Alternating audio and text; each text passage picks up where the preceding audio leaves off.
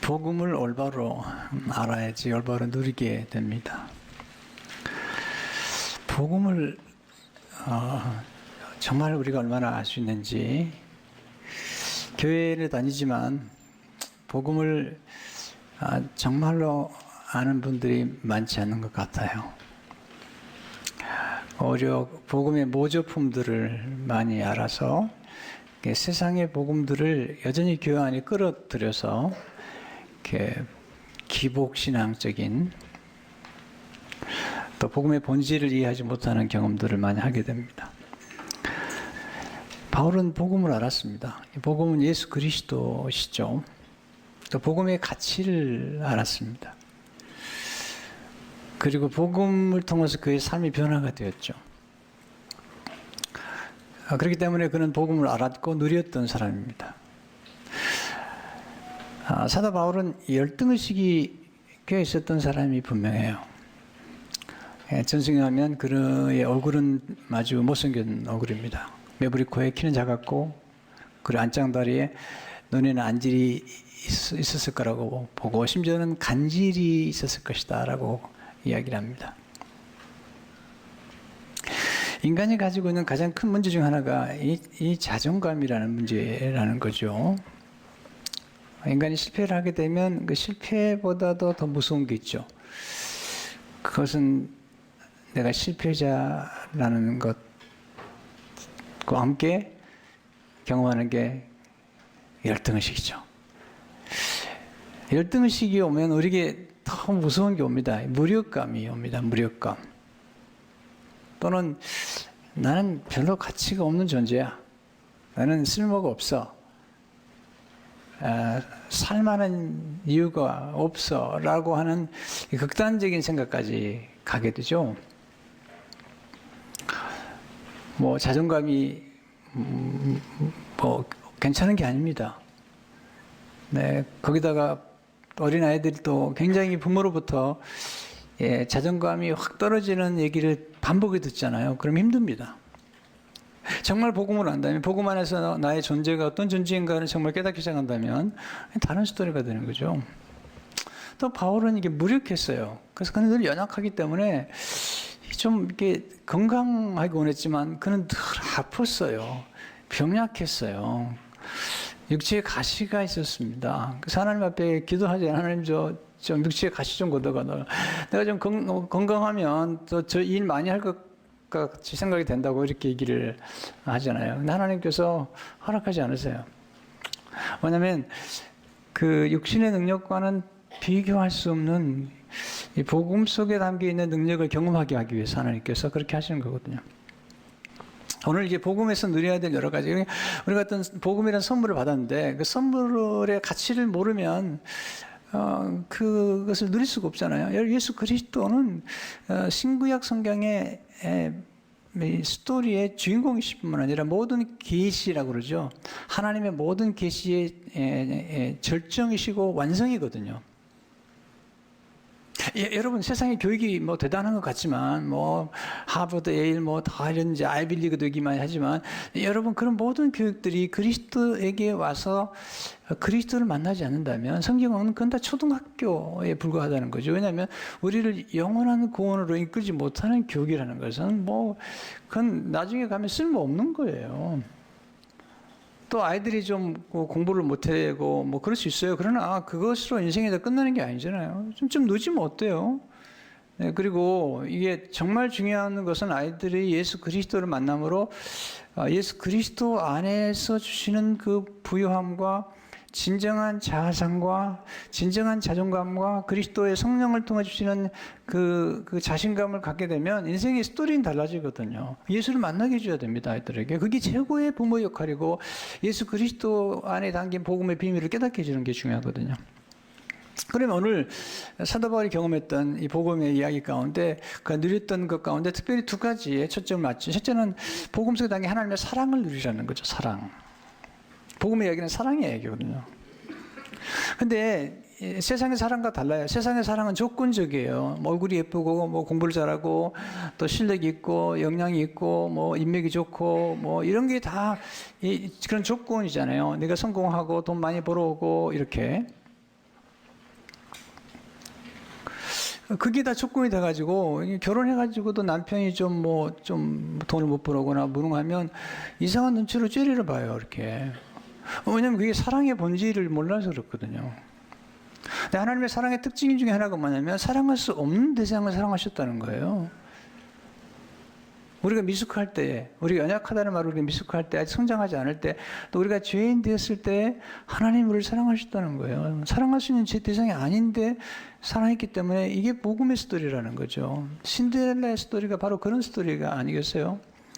로마서 5장 8절에 보면 아직 우리가 죄인 되었을 때에 그리스도께서 우리를 위하여 죽으심으로, 이게 사랑의 극치잖아요. 사랑이라는 것은 희생인데 우리가 죄인 되었을 때 사랑만 받을 존재가 아닌데 그리스도께서 우리를 희생하셨다. 하나님께 우리에 대한 자기의 사랑을 확증하셨느니라. 우리는 죄인 같아요. 아니, 죄인일 뿐만 아니라 성경이 말하는 걸 자세히 보면 우리는 악인이죠. 또 창녀 같다는 거예요.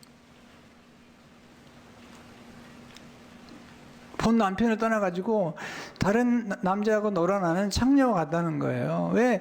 원래 하나님이 우리 남편이신데, 이스라엘 백성들을 향해서 하나님이 그들의 남편이 되신데, 이스라엘 백성들이 신부인 그들이 우상에게 따라가서 말도 못하는 음행과 그리고 더러운 일을 해가고 있는 건데, 근데 하나님이 여전히 이스라엘을 사랑하시겠다는 거예요. 호세아에게 얘기하는 거, 호세아, 내가 음료와 결혼하는 거예요. 또 팔려가니까 또 데려오는 거예요. 사랑은 누군가가 먼저 시작해야 되는 거거든요. 근데 인간이 시작한 게 아닙니다. 인간은 끝없이 하나님을 떠나가려고 그래요. 끝없이 자기 힘으로 살아보려고 그래요. 아주 잘났어요. 아주 막. 아주 자기 힘이 대단한 건 줄 알아요. 착각해요. 근데 하나님이 먼저 사랑을 시작하신 거죠. 하나님이 먼저 손을 내미신 거죠.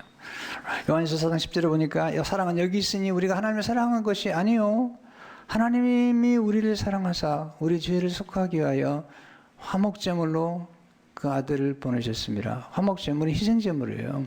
여기서 속한다는 말이 중요한데 그것은 덮는다는 뜻이에요. 여러분, 사랑한다는 것은 덮어주는 거예요. 우리의 죄를, 허물을, 우리의 부족함을 덮어주는 거예요. 여러분, 사랑이 식으면, 여러분 결혼 생활도요, 사랑하게 되면 자꾸 덮어줍니다. 아내 부족함도 덮어주고 남편의 부족함도 덮어주고. 근데 사랑이 식으면 이상한 눈이 열려요. 그래가지고 모든 것들을 다 들추어냅니다. 그래서 이 지적질의 은사가 개발되기 시작합니다. 놀라워요. 아주 놀라워. 눈이 열렸는데 이상한 쪽은 놀리는 거예요. 왜? 사랑이 식었기 때문에. 사랑의 그 뱅크가 완전히 뱅크럽시 된 거죠. 여러분, 교회도 마찬가지로 은혜를 받고 하나님의 사랑을 경험하게 되면 이게 모든 게 감사하고, 길에서 펄럭이는 나무 잎사귀 하나만 봐도 막 눈물이 나오고, 꽃만 봐도 감격이 되고, 이게요, 은혜 받으면 이런 경험을 하게 돼요. 붕 떠다니는 것 같은 경험. 왜냐면 이게 하나님의 사랑이 우리 안에 충만해지면 그런 거잖아요. 덮어준다는 거. 굉장히 중요한 겁니다. 우리가 사랑하는 것만큼 덮어주는 겁니다. 심지어는 변호해 줍니다. 그리고 이해해 줍니다. 그럴 수밖에 없는 어떤 것들을 이해하려고 노력합니다. 근데 여기서 덮어준다는 게 그냥 덮어주는 것을 또 넘어서, 성경에서 덮어준다는 것은 청혼을 의미합니다. 결혼을 의미합니다. 그러니까 신부에게 덮어주는 겁니다. 여러분, 루시라는 여인 아시잖아요. 루시라는 여인 이방 여자입니다. 과부입니다. 그 당시에 과부는 수치스러운 거고, 이방 여인은 개처럼 취급했던 거고, 모압 사람과 암몬 사람은 신명기 13장에 보게 되면 영원토록 이스라엘 회중에 들어올 수 없게 되어 있는 그런 여인입니다. 그런데 2장에 보면 기가 막힌 표현을 하죠. 루시라는 얘기를 하죠. 내가 너에게 은혜를 입으면, 이 은혜가 중요한 거죠. 이 은혜가, 이 은혜를 입으면, 하나님의 은혜가 개입이 되면 순식간에 모든 게 달라집니다. 은혜라는 것은 하나님이 개입하셔가지고 하나님이 일을 시작하시는 거예요. 제가 다음 시간에 좀 말씀드리겠습니다만, 우리가 은혜를 받았다는 것은 거죠. 은혜를 받았다는 것은 내게서 나온 게 아닙니다. 하나님이 은혜를 주시고 하나님이 일을 시작하시고 하나님이 주도해 가시겠다는 거예요. 그 이방 여자인데 어떻게 알아서 은혜를 입으면, 그리고 이제 시어머니 공개하려고 이제 밭에 가죠. 제가 룻기 얘기를 되게 좋아해요. 그냥 복음이 담기기 때문에 가서 은혜를 입죠. 보아스라는 예수 그리스도와 그림자 같은 분에게 은혜를 입어요. 그래서 이삭을 줍고 나중에는 이제 손인들이 떠온 물을 좀 주면서 점점 은혜를 깊이 나눠줍니다. 그럼 어느 순간 은혜의 절정이 이르죠. 식탁에 초대를 합니다. 룻이라는 여인을. 그러면서 떡 조각을 주는데 그 당시 최고 좋은 음식이에요. 떡에다 초를 찍어 먹는 거죠. 나에게 볶음국수를 줍니다.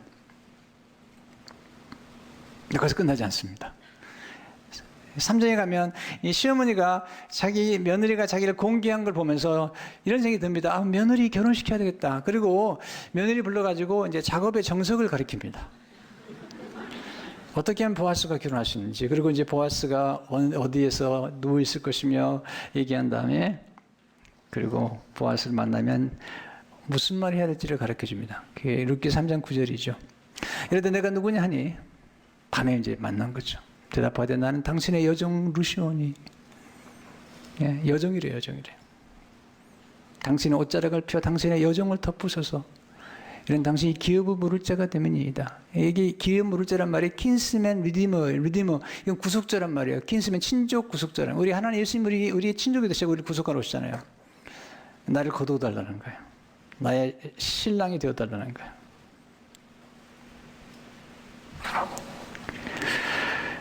이건 스캔들입니다. 여러분, 사랑할 수 있는 사람을 사랑하는 건 이건 스캔들이 아닙니다. 그래서 십자가에서 하나님의 사랑의 절정을 이루는데 이거 유대인들이 거리끼는 거라요. 거리끼는 유대인들은요, 이 불결한 걸 싫어합니다. 율법에 하면요, 시체만 만져도 이게 불결해집니다. 여인들이 죄송합니다. 월경만 해도 잠시 불결합니다.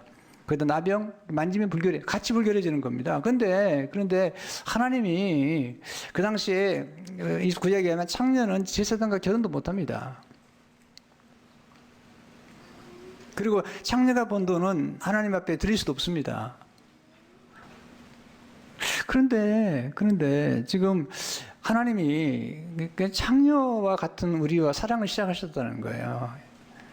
이게 스캔들입니다. 그래서 고린도서 1장 13절을 보게 되면 우리는 십자가에 못 박힌 그리스도를 전하니 유대인에게는 거리끼는 것이요 이방인에게는 미련한 것이에요. 여러분, 이방인들 볼 때는 이 사랑스럽지도 않고 사랑할 대상도 아닌 사람을 사랑을 미련한 것이고, 유대인에게는 거리끼는 것이, 거리낀다는 말이 헬라에 보니까 기가 막힌 표현이에요.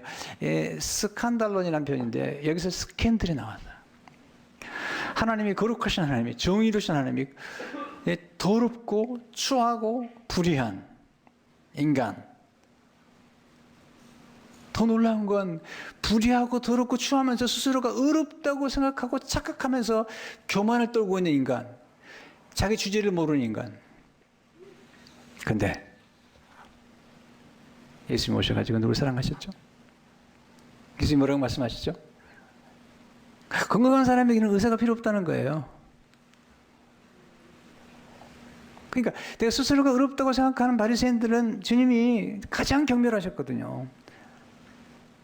근데 창녀와 같고 세리와 같은 사람들을 사랑하셨거든요. 보호해 주시고 덮어주시고, 가늠에서 붙잡힌 여인을 덮어주시고, 그리고 막달라 마리아 창녀에 있던 그 여인을 부활의 증인으로 세우시고, 누가복음 7장에 보게 되면 옥합을 깨뜨린 여인이 나오죠. 근데요, 그 집에 예수님 초청했던 시몬이라는 바리새인이요, 속으로 이렇게 얘기합니다. 저 여자가 누군지 알면, 예수님 저분이 누군지 알았다면 선지자가 저분의 옥합을 받지 않을 텐데. 누가복음 7장 38절을 보니까 여인의 모습이 놀라 예수의 뒤로 그 발 곁에서 서며 눈물로 그 발을 적시고 자기 털로 닦고 그 발에 입 맞추고 향유를 부으니.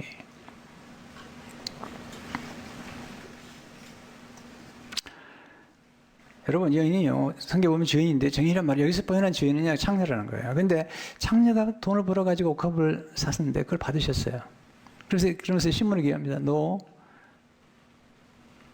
용서를 많이 받았기 때문에 이 여인이 사랑을 많이 한다고 얘기하시면서 이 여인을 예수 그리스도의 신부로 삼으신 거예요. 스스로 어렵다고 생각하는 바리새인이 아닙니다. 스스로 어렵다고 하는 것은 자기가 어렵다고 생각하기 때문에, 보세요. 정말 보면요, 세상은요 이렇게 스스로가 어렵다고 생각하는 사람으로 가득 차 있어요. 왜냐하면 스스로가 어렵다고 생각하기 때문에 남을 비판하는 거예요. 남을 정죄하는 겁니다. 세상은요 아주 비판과 정죄로 가득 차 있습니다. 참소합니다. 그리고 뭐 다 정죄하잖아요. 왜냐하면 착각하는 거죠. 스스로가 꽤 어렵다고 생각하는 거예요. 여러분 뒤집어 놓으시면 그런 사람 없습니다. 무슨 얘기를 하고 있는 거예요. 예수님이 우리를 오셔서 우리를 신부로 삼으시고 더러운 우리의 모든 죄는 걷어가시고 예수 그리스도 신부의 아름다움과 거룩함을 우리에게 전해주셨다는 거죠. 이걸 깨달은 사람이 마틴투예요. 우리 의가 아니라 하나님께로부터 온 의, 신랑으로부터 온 의를 우리가 받았다는 거죠. 그리고 신부인 이 창녀와 같은 우리들은 가지고 있는 모든 것들을 예수님이 가져가시고 대신 담당하시고 우리에게 놀라운 축복을 주셔요. 이게 제가 오래전에 인용했던 마틴토의 글인데 한 번 더 인용할게요. 크리스찬의 자유라는 책에 나온 거예요. 그의 신랑인 그리스도 안에서 모든 죄로부터 자유롭게 되며 신부인 우리가요, 창기인 우리가 죽음으로써 안전하게 되고 지옥의 위험으로부터 보호를 받고 그의 신랑인 그리스도의 영원한 의와 생명과 구원의 선물을 받게 된다. 이 부유하시고 거룩하신 사랑 그리스도께서 이 가난하고 사악한 창기와 결혼하사 그를 그의 모든 죄악에서 건져주시며 자신의 모든 좋은 것으로 장식해 주신다. 정말이지 이제는 죄악이 그를 멸망시킬 수 없다. 이는 그의 죄짐은 그리스도에게 지어졌고 그의 죄는 그리스도에게 삼킴바 되었기 때문이다. 여기서 끝난 게 아니죠. 예. 예수님 우리와 함께 연합이 돼서 예수님께 있는 모든 것들을 우리가 공급하게 하고 이전에 만들 수 없었던 놀라운 열매들이 나와요. 여러분 인간은요 죄의 공장입니다. 누가 그러더라고요. 인간은 하루 200번씩 거짓말한대요. 근데 예수님과 연합하는 순간 예수님의 DNA가 우리에게 들어와가지고 이전에 맺지 못했던 놀라운 열매들, 사랑과 희락과 화평과 오래 참음과 자비, 양성과 충성과 온유와 절제와 같은 열매를 맺기 시작하는 거예요. 요한복음 15장을 보게 되면 나는 포도나무 너희는 가지라 내 안에 내가 그 안에 가면 사람이 열매를 많이 맺나니 나를 떠나서 내가 아무것도 할 수 없습니다. 이게 하나님의 사랑입니다. 하나님 우리를 신부로 삼으셨어요. 하나님을 하나님의 자녀로 삼으신 거예요. 우리가 얼마나 성공적이냐, 얼마나 공부를 잘하느냐, 얼마나 잘생겼느냐, 여러분 이거 상관없어요. 하나님 앞에서는요. 하나님은 우리를 자녀 삼으시고 예수 그리스도를 통해서 우리를 보시면서 우리를 끝없이 사랑하시는 거예요. 이게 자존감이라는 거죠. 이게 그리스도 예수 안에서 우리가 새롭게 발견한 자아성이거든요. 두 번째는 복음서 남긴 하나님의 능력이죠. 로마서 1장 16절을 보게 되면 내가 복음을 부끄러워하지 않으니 복음은 모든 믿는 자에게 구원을 주신 하나님의 능력이 됨이라. 먼저는 유대인에게요 그리고 헬라인에게로다. 복음에서는 하나님의 능력이 나타나 우리를 구원하신 능력, 진노로부터 죄로부터 우리를 구원하는 능력 뿐만 아니라 죽은 자를 살리시는 능력, 하나님의 능력, 성령의 능력 그걸 경험하는 게 복음이에요. 여러분 인간에게 능력이 중요합니다. 근데 자신의 능력보다 더 무거운 짐이 주어지면 그때는 스트레스가 쌓입니다. 그래서 그 다음에 탈진하게 됩니다. 소진하잖아요. 그러면 완전히 힘을 잃어버리면 죽는 겁니다. 인간이 대단히 건강한 것 같잖아. 힘이 있고. 노, 아닙니다. 어느 한순간에 척허덕 끈이 끊어지면 연끈이 끊어진 것처럼 착 끊어지는 거예요. 바울은 그 육신의 능력은 약했는데 그 육신의 능력과 비교할 수 없는 하나님의 능력을 경험한 거죠. 그래서 고린도서 12장 9절에 보면 나에게 이르기시기를 내 은혜가 내게 족하도다. 이는 내 능력이 약한 데서 온전하짐이라 하신지라. 그러므로 도리어 크게 기뻐하면 나의 여러 약한 것들에 대하여 자랑하니 이는 그리스도의 능력이 내게 머물게 함이라. 그의 연약함 때문에 그리스도의 능력이 임했다는 거죠. 그에게 은혜가 임했다는 거예요. 하나님의 은혜가 개입돼서 여러분 하나님의 은혜가 개입이 되면 하나님이 주관하시고 하나님의 능력이 나타나게 되면 인간의 능력과 상상할 수 없는 성령의 능력이 나타나는 거죠. 어떻게 이런 능력이 실제로 하나님과 연결될 때 하나님의 능력을 공부받을 수 있는 거죠. 예수 그리스도를 믿을 때 십자가에서 하나님과 우리 사이를 연결시켰다는 거죠. 십자가는 하나님과 우리 사이를 사람과 사람 사이를 연결시키는 거예요.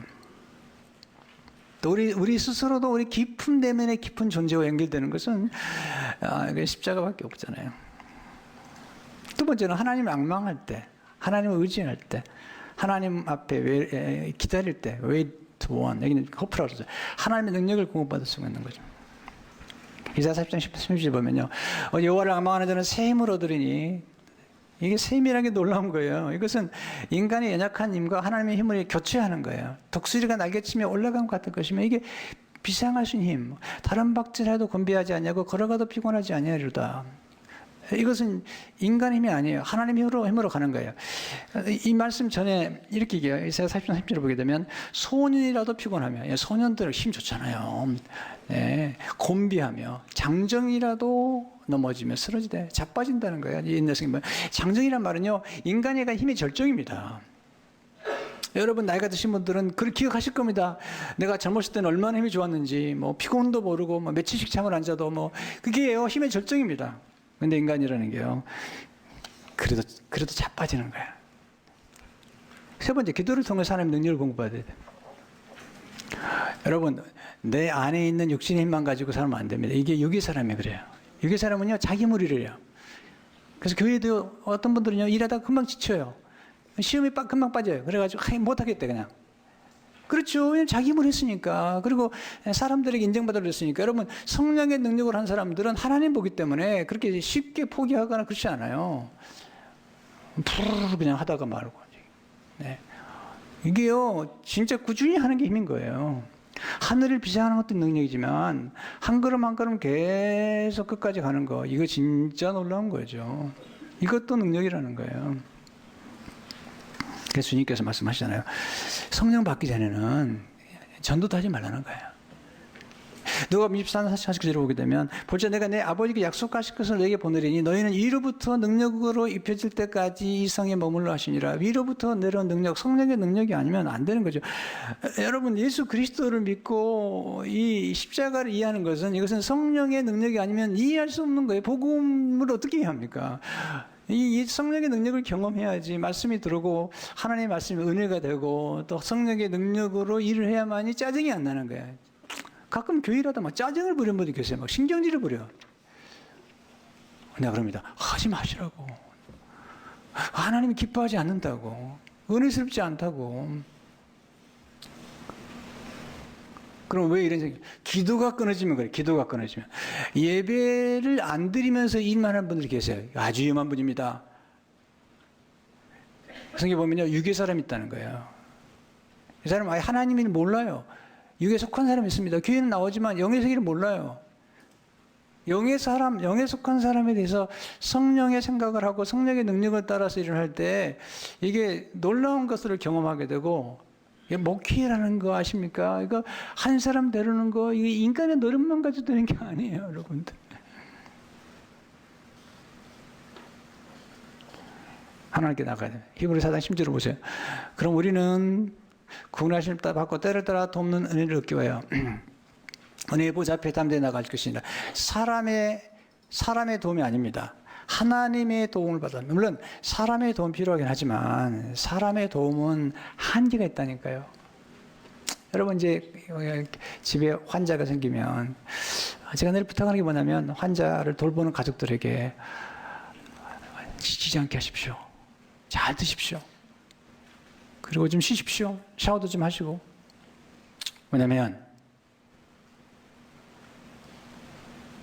금방 지치거든요. 환자를 돕다가 돕는 가족이 쓰러집니다. 그럼 그렇지 않은 방법이 뭘까? 내 힘이 아니라 하나님의 사랑의 힘을 힘입어야 돼요. 그러면은 지치지 않아요. 내 힘으로 가족도요, 이게 사랑에 떨어지면 원수로 보이는 거예요, 원수로. 원수가 아니면 왼수가 되는 거예요. 왜냐하면 내가 내 힘으로만 사랑하는 건 어려운 겁니다. 이것은 불가능한 겁니다.